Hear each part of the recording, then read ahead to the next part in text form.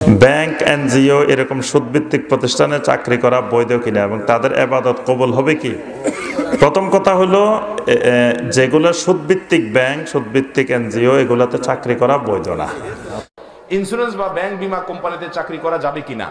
সুদী কোনো প্রতিষ্ঠানে সুদের কোনো কাজে চাকরি করলে সেটা জায়েজ হবে না। প্রিয় দর্শক, এখানে কেন্দ্রীয় ব্যাংক অথবা সাধারণ bank, public bank, private bank, এই ধরনের সব ব্যাংকের জন্য বিধান হলো অভিন্ন, একই বিধান। সেটা হলো সুদভিত্তিক যে সকল ব্যাংক রয়েছে, যে সকল ব্যাংকের যাবতীয় আয় সুদ থেকে আসে এবং সেই আয় থেকেই ব্যাংকের সকল কর্মকর্তা এবং সকল কর্মচারীদেরকে বেতন ভাতা প্রদান করা হয়ে থাকে। সেটি কেন্দ্রীয় ব্যাংক হোক অথবা প্রাইভেট ব্যাংক হোক অথবা পাবলিক ব্যাংক হোক, যে কোনো ব্যাংকই হোক না কেন, যদি তার আয়ের উৎস সুদ হয় এবং সেই উৎস থেকেই যদি তার কর্মকর্তা কর্মচারীদেরকে বেতন ভাতা দেওয়া হয়, তাহলে সেই ধরনের ব্যাংকে চাকরি করা জায়েজ নেই। ইসলামী ব্যাংকে চাকরি হালাল কিনা? ইসলামী ব্যাংকে চাকরি করা অন্য বিকল্প চাকরি না থাকলে হালাল হবে, যেহেতু সেখানে শরিয়া বোর্ড রয়েছে, তারা ইসলামী বিষয়গুলো দেখাশোনা করেন, হালাল হবে ইনশাআল্লাহ। তবে এরকম ক্ষেত্রেও যদি অন্য কোনো ভালো বিকল্প চাকরি থাকে সেটা অবলম্বন করা ভালো, কারণ ইসলামী ব্যাংকগুলোতে অনেক রকমের সন্দেহ সংশয়ের জায়গা থেকে যায়। বলেও কোনোদিন আপনি মনে করবেন না ইসলামী ব্যাংকে চাকরি করা জায়েজ। এদেশে কোনো ইসলামী ব্যাংক হিসাবে রাসূলের পদ্ধতিতে কোনো ব্যাংকিং ব্যবস্থা নেই। সবারই সম্পর্ক আছে বাংলাদেশ ব্যাংকের সাথে, অতএব কে 100% নিখুঁত ভাবে ব্যবসা করছে এই কথা বলতে পারে না।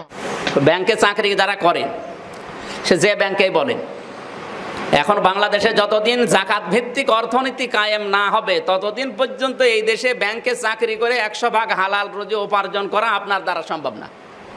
যে ব্যক্তি সুদ খান, যে ব্যক্তি সুদ দেন, যে ব্যক্তি সুদের বিষয়ে লেখালেখি করেন এবং সুদের সাক্ষী হন যারা, সবাইকে আল্লাহ তাআলা অভিশাপ দিয়েছেন। ভাই, আপনি প্রথম কথা হলো, আপনি ম্যানেজার মানেই আপনি সুদের লেখালেখিতে অবশ্যই জড়িত। ফর্ম দেন, তারা লিখে দেয়, আপনি সই করেন, সুদের লেখালেখিতে আপনি জড়িত, সুদ গ্রহণ এবং দেওয়ায়। তো এটা আল্লাহ রাসূল সাল্লাল্লাহু আলাইহি ওয়াসাল্লাম বলছেন যে সুদ গ্রহণ এবং দেওয়ার লেখালেখিতে জড়িতরা অভিশপ্ত হন। দ্বিতীয় কথা ভাই, আপনি যদি সুদের পাপকে, যে পাপকে ব্যভিচারের চেয়েও কঠিন বলা হয়েছে, আপনি কল্পনা করুন মানুষেরা ব্যভিচার করছে আপনার সামনে, আপনি আগিয়ে দিচ্ছেন যান, আপনি যান, আপনি আপনার মানুষেরা মদ পান করছে, খুন করছে, আপনি শুধু খুন করছেন না, যে খুন করছে তার কিছু সহযোগিতা করছেন, আপনি এটা করবেন কিনা? যে খুন করা, ব্যভিচার করা যেমন পাপ, সুদ খাওয়াটা কোরআন সুন্নাতে এর চেয়েও বড় পাপ বলা হয়েছে। যদিও খুন অনেক সময়, খুনকে সবচেয়ে কঠিন বলা হয়েছে, তো ব্যভিচারের চেয়েও সুদকে অনেক সময় বেশি বড় পাপ বলে গণ্য করা হয়েছে। সরকারি ব্যাংকে চাকরি করা হালাল হবে কি?